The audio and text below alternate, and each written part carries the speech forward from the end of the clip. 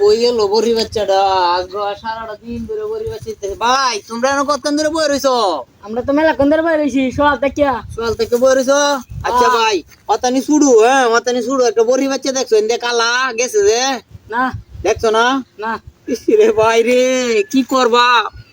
আজ গো আমার বউ আমার তো না ভাই।